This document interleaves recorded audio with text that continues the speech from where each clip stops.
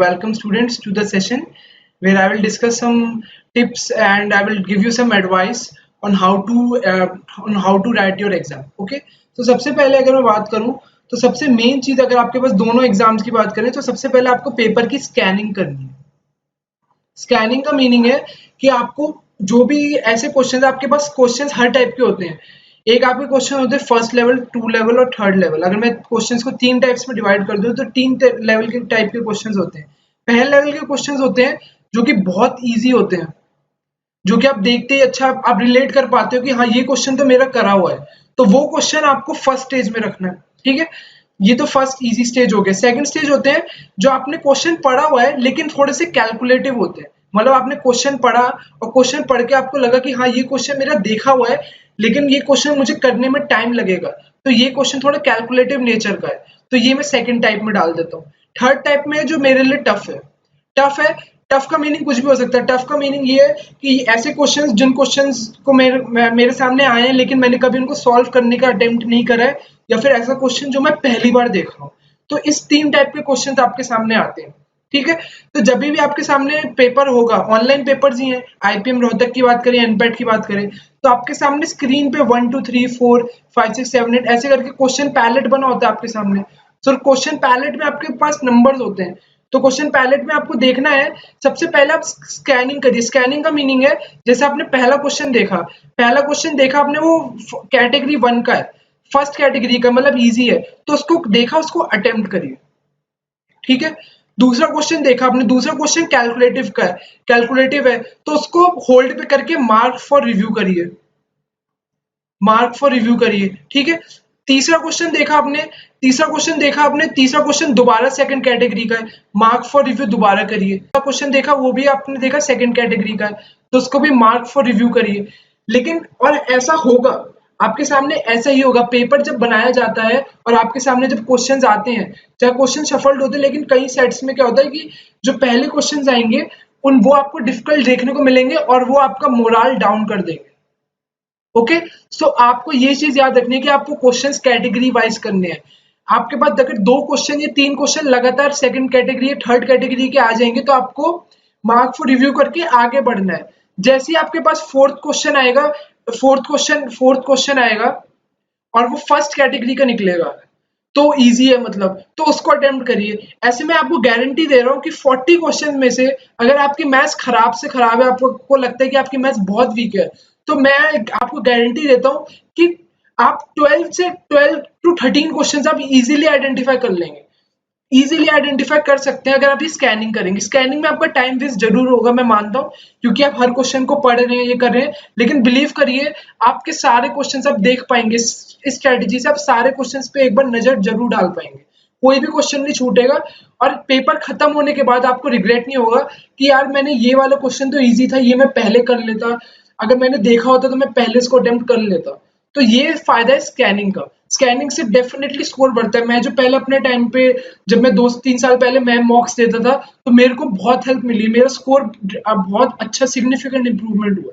ठीक है, तो ये स्ट्रैटेजीज आपको देखनी है। क्वेश्चन को स्किप करना गलत नहीं है, अगर आपको नहीं आता तो स्किप करिए, कोई भी उसको आपको पिनलाइज नहीं करेगा उसके लिए। टाइम बचा तो बाद में आइए उस पर, लेकिन फॉर द टाइमिंग नहीं आता तो स्किप करिए। ठीक है, अब शुरू करते हैं हमारी स्ट्रैटेजीज के और टिप्स के लिए कि लास्ट ईयर में पेपर कैसा आया था। So guys, due to this lockdown situation, अभी आप सब लोगों के पास एक मंथ एक्स्ट्रा तो है ही, हो मिल चुका है आपको प्रिपरेशन करने के लिए। सो ये एक मंथ सबके वो एक्स्ट्रा मिला हुआ है। सो इस एक मंथ का यूटिलाइजेशन कईयों ने बहुत अच्छे तरीके से करा है। इस एक मंथ में उन्होंने काफी कुछ चीजें नहीं सीखी होंगी, और जो किसी सब्जेक्ट में वीक भी रहे होंगे उन्होंने सब्जेक्ट को अच्छा कर लिया होगा अपने टाइम में, इस टाइम में। सो अब आपको क्या फोकस रखना है। अब मैं आपके इस वीडियो में मैं आपके साथ लिस्ट और ये टॉपिक्स शेयर नहीं करूंगा कि 2019 में ये सारे टॉपिक्स आए थे। मैं आपके साथ सिर्फ इंपॉर्टेंट टॉपिक्स शेयर करूंगा जो कि आप एक्सपेक्ट कर सकते हैं अपने एनपैट या फिर आईपीएम रोहतक के पेपर में। सो हम स्टार्ट करेंगे एनपैट के पेपर से। ओके, सो मैंने कुछ पॉइंटर्स नोट करे हुए अपने नोटपैड में जो साइड में रखा है, सो उससे मैं अपने पॉइंट्स देख देख के बोलूंगा। ओके, सो पहले अगर एनपैट की बात करें, सो एनपैट में हमारी 600 सीट्स हैं और आपको केवल चाहिए एक सीट। ठीक है, उस एक सीट को पाने के लिए आपको क्या चीजें करनी है और क्या चीजों का ध्यान रखना है, वो आप देखेंगे इस वीडियो में। तो सबसे पहले अगर हम बात करें, सो एनपैट में आपकी कोई नेगेटिव मार्किंग नहीं होती है, ठीक है। एनपैट में आपकी नेगेटिव मार्किंग नहीं होती है, which is a good thing as well as a bad thing also. क्योंकि कभी कभार क्या होता है, अगर नेगेटिव मार्किंग नहीं है तो हम इतना ज्यादा सोचने लगते हैं कि कौन सा ऑप्शन टिक करें, कौन सा, अगर सारे, क्योंकि हमें नेगेटिव मार्किंग है नहीं, जीरो मिलना नहीं है किसी चीज के लिए, तो हम इस चीज में टाइम वेस्ट कर देते हैं, कभी कभार कर देते हैं। So moving on to the next part, अगर हम बात करें कि इस पर्टिकुलर पेपर में there is no sectional time limit as well, कोई सेक्शनल टाइम लिमिट नहीं है, यानी कि आप जब चाहे किसी भी सेक्शन पे मूव कर सकते हैं, विच इज अ गुड थिंग। अगर आपका वीए स्ट्रॉन्गर पार्ट है तो आप वीए पे पहले कर सकते हैं, क्यूए अच्छा है तो क्यूए अच्छा है। जैसे मेरा है, मैं अगर मेरे को पेपर अटेम्प्ट करना है तो मैं क्यूए पार्ट पहले करूंगा, उसके बाद मैं एलआर पे जाऊंगा, फिर मैं वीए पे जाऊंगा। तो अपनी रैंकिंग हमेशा क्लियर रखिए, okay. So moving on to the QA part, QA part में अगर हम लास्ट ईयर की बात करें, सो लास्ट ईयर में जिन लोगों के पास मैथ्स थी 12th में, और उन्होंने, या 12th में उनकी मैथ्स अगर थोड़ी सी वीक थी, सो अगर जिनकी वीक थी तो उनको काफी थोड़ी सी दिक्कत हुई होगी, क्योंकि लार्जली अगर मैं बात करूं तो 4 टॉपिक्स थे आपके, स्टैट्स यानी स्टैटिस्टिक्स, ट्रिगो ट्रिगो हो गया आपका, उसके बाद हो गया आपका सीक्वेंस एंड सीरीज, और उसके बाद एक चौथा टॉपिक होगा सेट थ्योरी। ये जो मैंने आपको चारों टॉपिक्स लिखे हैं, इन हर टॉपिक से फोर क्वेश्चंस आए थे ऑन एन एवरेज, मतलब आउट ऑफ आपके क्यूए में आपके 40 क्वेश्चंस आते हैं एनपैट में। सो इन 40 क्वेश्चंस में से आपके इतनी सारी वेटेज तो आपको इन चारों टॉपिक्स में से ही मिल गई थी। अब स्टैट्स में आपको कैसे घुमा फिरा के क्वेश्चन दे सकता है वो, स्टैट्स में आपसे क्वार्टाइल्स पूछ सकता है, फर्स्ट क्वार्टाइल बताइए, थर्ड क्वार्टाइल बताइए, फोर्थ क्वार्टर बताइए, इस टाइप के आपसे क्वेश्चन पूछ सकता है।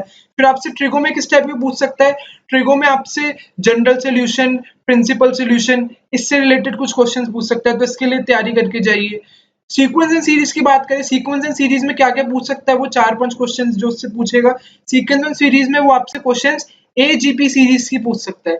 एजीपी सीरीज जिसमें अरिथमेटिक मीन और ज्योमेट्रिक मीन, तीनों, अरिथमेटिक प्रोग्रेशन और ज्योमेट्रिक प्रोग्रेशन दोनों का यूज होता है, ओके। जिस सीरीज में एपी जीपी दोनों यूज हो रही है वो आपकी सीक्वेंस सीरीज है। आप कमेंट करके बता सकते हैं अगर आपको ये टॉपिक के बारे में नहीं पता है और क्लैरिटी चाहिए, तो मैं इसके लिए फर्दर आपके लिए कोई और वीडियो या फिर कोई और आपके लिए आर्टिकल इसके लिए मैं आपको अवेलेबल करा दूंगा, ओके। सेट थ्योरी में कैसे घुमा फिरा के क्वेश्चन दे सकता है, सेट थ्योरी में जैसे मान लीजिए आपको दो सेट्स दे रखे हैं, ठीक है। ए, मान लीजिए एक एक सिटी है, उसमें 70% लोग ए को लाइक करते हैं, और उसके अलावा 90% लोग जो हैं वो बी चीज को लाइक करते हैं, ओके। सो आपसे पूछ सकता है जो जो दोनों को लाइक करते हैं, इसका मैक्सिमम या मिनिमम वैल्यू क्या है, ठीक है। आपको मिडल वाला वैल्यू तो आता है, दोनों को प्लस करके 100 में से माइनस कर दीजिए, लेकिन मिडल वाले पार्ट को, अगर बोथ वाले पार्ट को मैक्सिमम या मिनिमम पूछ लिया जाए, तो ऐसे क्वेश्चंस आप एनपैट में बिल्कुल एक्सपेक्ट कर सकते हैं, ऑलराइट। सो ये आपको थोड़ी सी चीजों का ध्यान रखना पड़ेगा। उसके अलावा जो एक और चीज आपको ध्यान रखनी चाहिए वो है फ्रैक्शंस। कभी कभार फ्रैक्शंस के क्वेश्चन भी टाइम कंज्यूमिंग देता है। लास्ट ईयर इसने यही किया था, एक दो क्वेश्चन जो थे वो फ्रैक्शंस के टाइम कंज्यूमिंग थे, बच्चों का टाइम इसमें फालतू में लगा था। वो फ्रैक्शंस के क्वेश्चन कैसे हो सकते हैं, वो फ्रैक्शन के क्वेश्चन कंपैरिजन के भी हो सकते हैं, जैसे 2/3 और 4/9 है, इनको कंपेयर करना है, तो कंपेयर करने के लिए हम क्रॉस मल्टीप्लाई भी कर सकते हैं, या थोड़ी बहुत अप्रोक्सीमेशन भी आनी चाहिए हमें। अप्रोक्सीमेशन कैसे आएगी, जैसे हमें पता है 3 का 50% करेंगे तो 1.5 आएगा, ये 1.5 से बड़ा है तो ये फ्रैक्शन 50% से बड़ी है, ठीक है। 4/9 करें तो 9 का 50% 4.5 होता है, तो ये फ्रैक्शन जो 4 है, ये 4 है, ये 4.5 से छोटा है, तो मतलब ये 50% से छोटी है। सो ऐसे भी हम कंपैरिजन कर सकते हैं, बहुत सारे तरीके होते हैं फ्रैक्शन कंपैरिजन के। अगर आपको डाउट है तो आप नीचे कमेंट्स में बता सकते हैं, मैं कोशिश करूंगा कि आपका एक दो क्वेश्चन इन पर्टिकुलर टॉपिक्स पे आपके लिए ले आऊं, ओके।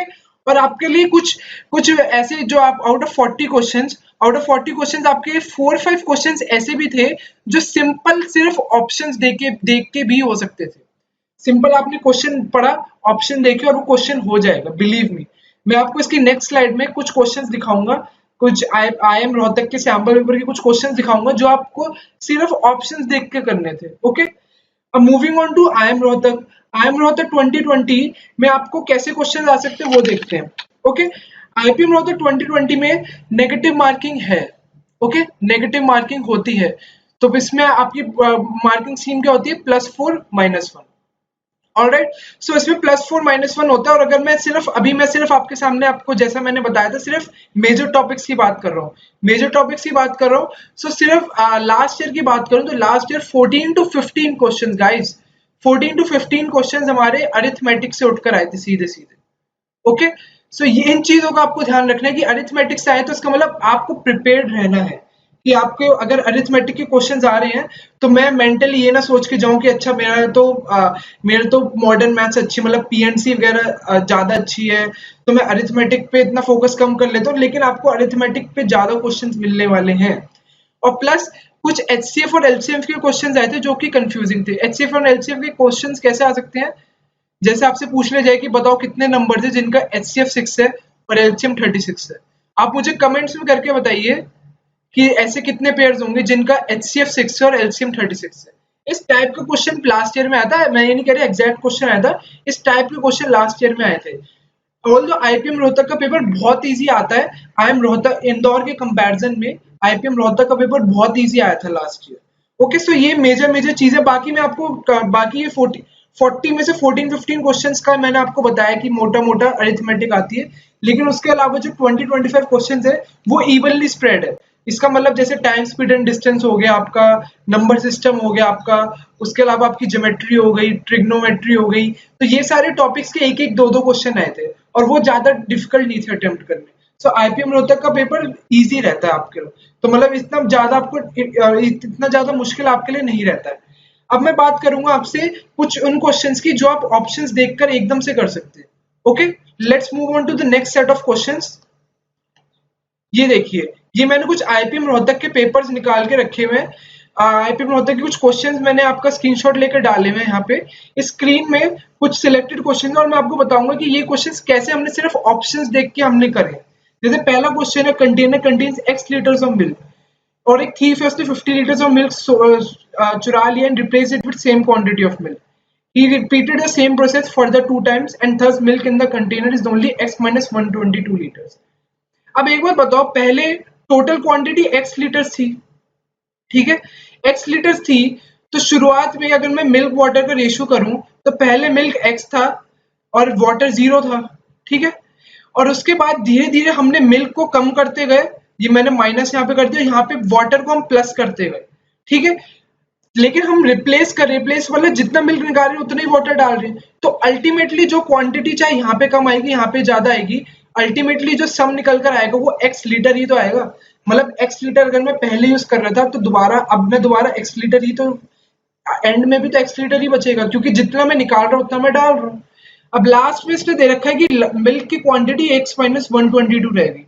अगर मिल्क की क्वांटिटी x माइनस 122 रह गई तो वाटर में कितनी होगी, वाटर को अगर y मान लो तो इनका सम x होना चाहिए, तो x माइनस 122 प्लस y हमारा x के बराबर होना चाहिए, तो y की वैल्यू कितनी आ गई 122। मतलब वाटर, अगर हमारा मिल्क की क्वांटिटी x माइनस 122 है तो वाटर की क्वांटिटी 122 रहेगी।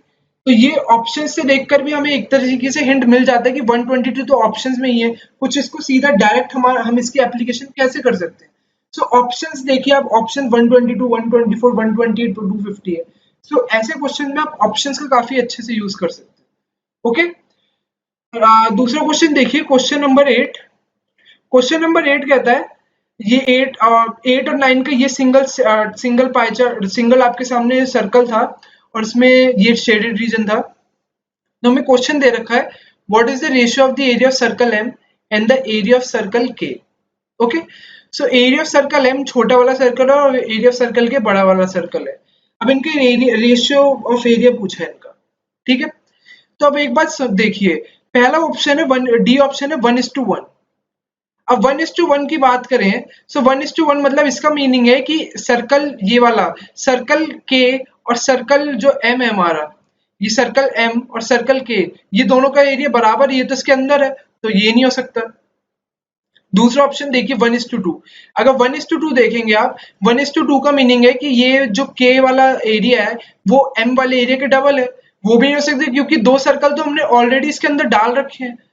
मतलब m जैसे दो सर्कल तो ऑलरेडी इसके अंदर है और फिर भी एरिया बच रहा है ये शेडेड वाला, तो इसका मतलब 1:2 से भी बड़ा आंसर है। अब 1:4 पे आए तो हम अप्रोक्सीमेशन के जरिए देख सकते हैं कि 1:4 ही होगा, क्योंकि छोटे छोटे दो सर्कल्स का एरिया ये मतलब इसने ले रखा है अपने अंदर। सो 1:4 क्लोजेस्ट होगा। अगर 1:8 पे जाएंगे तो ये बहुत बड़ा हो जाएगा, इसलिए 1:8 नहीं हो सकता और ऑप्शन बी 1:4 होगा। ये तो सीधा इसका डायरेक्ट रिजल्ट भी पता होना चाहिए। अगर रेडियस का रेशियो 1:2 है जैसे हम निकालेंगे, तो एरिया का रेशियो 1:4 आएगा। ओके, क्वेश्चन नंबर 25 देखिए। क्वेश्चन नंबर 25 था given ratio are A:B, B:C, C:D का रेशियो दे रखा है हमें। ऑलराइट, और हमें A:B:C का रेशियो निकालना था। तो उसमें सबसे बेस्ट तरीका क्या है? ऑप्शंस। ऑप्शंस को देखो आप, ऑप्शन में 2, 3, 6 दे रखा है। तो ऑप्शन सी में 10, 15, 6 है, 4, 5, 6, 1, 5, 7 दे रखा है ऑप्शन डी में। तो देखो A:B, 2:3 किन किन में मैच कर रहा है? ऑप्शन ए में मैच कर रहा है, ऑप्शन बी में बिल्कुल मैच नहीं कर रहा, ऑप्शन बी को काट दो 4:5, ऑप्शन सी में 2:3 मैच कर रहा है, ऑप्शन डी में नहीं कर रहा। तो ए और सी पर आ गए। अब बी और B:C 5:2 होना चाहिए। B:C 5:2 ऑप्शन ए में हो रहा है? नहीं हो रहा है। सो ऑप्शन ए होगा हमारा करेक्ट आंसर, ऑप्शन सी भी हम नेगेट कर देंगे। तो हमने बिना कुछ पेन उठाए हुए हमने ऑप्शन क्वेश्चन 25 भी कर दिया, क्वेश्चन 9 भी कर दिया, और क्वेश्चन 6 तो आपको सिर्फ सोचने के लिए था कि आपको सिर्फ सोच के करना था। अब अगर नेक्स्ट सेट ऑफ क्वेश्चन में 2 क्वेश्चन और दिखा रहा हूं आपको।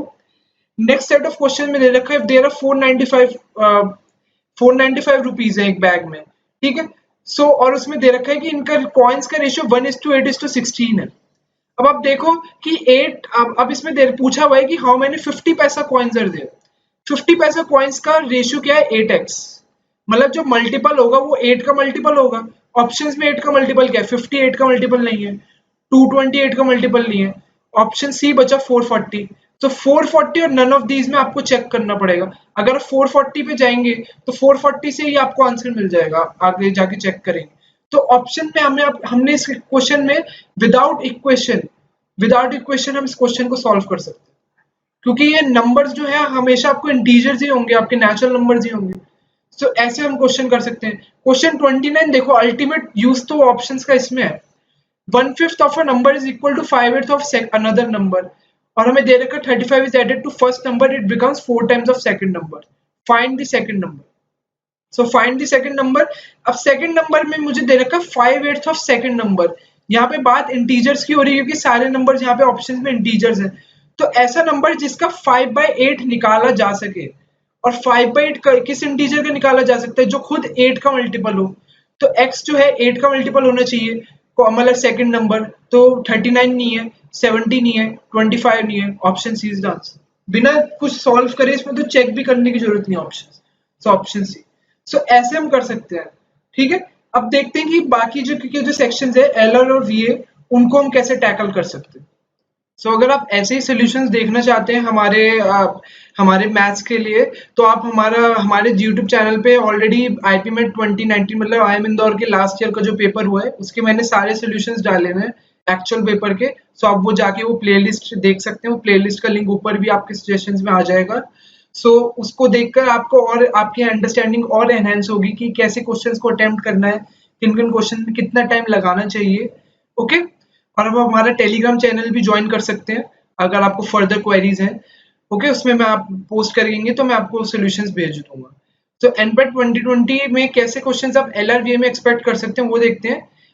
सो सिलेक्शन क्राइटेरिया में हमारे कैसे क्वेश्चन आते हैं? सिलेक्शन क्राइटेरिया में हमारे पास होता है जैसे डेटा होता है। जैसे मान लीजिए एक स्टूडेंट है, स्टूडेंट का एक पर्टिकुलर यूनिवर्सिटी ने एलिजिबिलिटी निकाल दी है कि आपके पास 3 कंडीशंस है कि स्टूडेंट जो है वो 12th पास होना चाहिए अगर उसको एडमिशन लेना है, वो किसी एफिलिएटेड बोर्ड से होना चाहिए, और प्लस उसके पास मैथ्स होनी चाहिए 12th में। सो अगर जैसे ये 3 कंडीशन, उसके बाद आपको कंडीशंस दे देंगे कि जैसे मान लीजिए एक स्टूडेंट है वाई, तो वाई के पास वाई 12th पास है लेकिन वो एफिलिएटेड बोर्ड से नहीं है, और उसके पास मैथ्स की जगह ये सब्जेक्ट्स है। सो आपको कंडीशंस में इफ और दे दिया जाएगा कि अगर ये कंडीशन नहीं मीट करती है तो उसको सिलेक्शन के लिए नहीं भेजना, उसको रिव्यू के लिए भेज देना है। तो आपके पास कंडीशंस होगी, आपको उन कंडीशन के बेस पे बताना है कि वो बंदा एलिजिबल है या नहीं है। तो ऐसे क्वेश्चन आए थे लास्ट ईयर आपके एनपैट के लिए। उसके अलावा आपके डाटा इंटरप्रिटेशन आए थे। डाटा इंटरप्रिटेशन के लिए मैंने बहुत अच्छी वीडियो बनाई है। वीडियो आपको डिस्क्रिप्शन लिंक, वीडियो आपको सजेशंस में मिल जाएगी, सजेशंस में जाके देख सकते हैं। पास्ट ईयर जो मैंने आईएम इंदौर का पेपर कराया उसमें बहुत अच्छे सोल्यूशन कराए मैंने DI कैसे सॉल्व कर सकते हैं। उसके अलावा ये डाटा सफिशिएंसी में आपको अच्छे से ध्यान रखना है, क्योंकि डाटा सफिशिएंसी में अक्सर हम गलती कर देते हैं, क्योंकि हमें लगता है जो हमने कंडीशंस या फिर एलिमिनेट करी है कि अच्छा पहली कंडीशन से नहीं हो रहा तो इसको एलिमिनेट कर, ओनली 1 से नहीं हो रहा तो इसको एलिमिनेट कर दें, ओनली 2 से नहीं हो रहा इसको एलिमिनेट कर देते हैं, बोथ से होगा। तो हमें इन चीजों का बहुत बहुत बहुत मतलब कामनेस से इन क्वेश्चंस को डील करना होता है। अगर इन क्वेश्चंस में जल्दबाजी करेंगे तो सबसे ज्यादा नेगेटिव मार्किंग जो होती है लोग यहीं से लाते हैं अपने नेगेटिव मार्क्स। तो डाटा सफिशिएंसी में आपको एक्स्ट्रा कॉशियस रहना है। अगर वीए की बात करें तो लास्ट ईयर वीए में बहुत इजी आए थे, 3 डायरेक्ट पैसेजेस आए थे आपके, ठीक है, पैसेजेस बिल्कुल डायरेक्ट आए थे, बहुत इजी आए थे, मतलब वीए वाज नॉट एन इशू। और आपका मेजर फोकस रहा था ग्रामर पे। ग्रामर में उन्होंने पूछा था आपसे पार्ट्स ऑफ स्पीच हो गई, प्रेपोजिशंस हो गई, उसके बाद उसके अलावा शायद फिल इन द ब्लैंक्स भी थे आपके। तो ये सब चीजें लास्ट ईयर आपके पेपर में आई थी। तो आपको you need to be extra cautious कि वीए ऐसा चीज है जो हमारा स्कोर ऊपर कर सकता है एनपैट के पेपर में। तो वीए को अच्छा टाइम देना है, मतलब अच्छा टाइम का मीनिंग है कि वीए को इतना बहुत ज्यादा टाइम भी नहीं देना है, लेकिन ये कि इनपुट आपका कम लगे, मतलब टाइम कम लगे और आउटपुट आपका मैक्सिमम आ जाए, ठीक है। इस चीज को आपको ध्यान में रखना है। सिमिलरली अगर IIM रोहतक की बात करें, IIM रोहतक में बात करें तो लास्ट ईयर इसके एलआर में बहुत स्ट्रेट फॉरवर्ड क्वेश्चन आए थे, बहुत इजीली और इजीली डुएबल क्वेश्चंस आए थे लास्ट ईयर, ठीक है। क्वेश्चंस अगर टाइप की बात करूं तो इसमें जो मेन क्वेश्चंस थे आपके 5 क्वेश्चंस आपके सिलॉक्स के थे, फिर उसके बाद आपकी कोडिंग डिकोडिंग हो गई। तो ये मेन चीजें थी आपको जो ध्यान में रखनी थी। इनका ब्रेकअप भी आपको मिल जाएगा, ब्रेकअप भी अगर आपको चाहिए तो आप नीचे बता सकते हैं, मैं आपको ब्रेकअप भी दे दूंगा। ब्रेकअप इतना मैटर इसलिए नहीं करता क्योंकि इनका पैटर्न फिक्स रहता है जो, और ये इनका कोई मेजर चेंज नहीं आ रहा है। लेकिन जो एक बड़ा मेजर चेंज था, एक जो बड़ा जो मेजर जो चीज विटनेस करी गई थी, क्योंकि IIMPM Rohtak last year first time conduct किया गया था कि इन्होंने कोई भी आपके पजल्स या सिटिंग अरेंजमेंट्स नहीं थे, no puzzles in sitting arrangement. तो वो चीज हो सकती है कि इस बार ये इंट्रोड्यूस कर दे इस बार को। सो इस बार आप रेडी रहिएगा कि पजल या सिटिंग अरेंजमेंट आ सकते हैं। लेकिन अगर मैं लेवल की बात करूं तो लेवल आपका इजी ही रहेगा, लेवल आपका ज्यादा डिफिकल्ट नहीं रहने वाला, क्योंकि IIM इंदौर में एक्चुअली आपको काफी टेस्ट कर लेते हैं। So so these are all the things which you need to take care of. और किसी भी क्वेश्चन में आपको अच्छे ज्यादा टाइम नहीं लगाना है, जो क्वेश्चन नहीं हो रहा है उसको स्किप करते रहिए, ठीक है, स्किप करते रहिए। किसी भी क्वेश्चन पे ये नहीं है कि ईगो पे ले लिया कि ये टॉपिक तो मैं पढ़ के गया हूँ अच्छे से, तो ये क्वेश्चन तो मैं करके ही जाऊंगा आज कर। तो अगर आप ऐसा करेंगे तो आपको आपको आपका टाइम बहुत ज्यादा वेस्ट होगा, ओके। और इसमें अगर वीए की बात करें तो तो इसमें लास्ट ईयर 3 पैसेजेस आए थे, और 3 पैसेजेस में आपके जो टोटल 12 क्वेश्चंस थे, एक में आपके 3 थे, एक में 3 थे, और लास्ट वाले पैसेज में आपके 4 क्वेश्चंस थे। और ये पैसेज जो है आपके they could not be called passages, ये आपके मोर और लेस पैराग्राफ थे, मतलब बहुत ही शॉर्ट पैसेजेस थे और बहुत ही इजी टू अटेम्प्ट थे। तो IIM रोहतक के आपके वीए और एलआर ऐसा पार्ट है जो आपको स्कोरिंग और जहां से आपका स्कोर अच्छे से आएगा।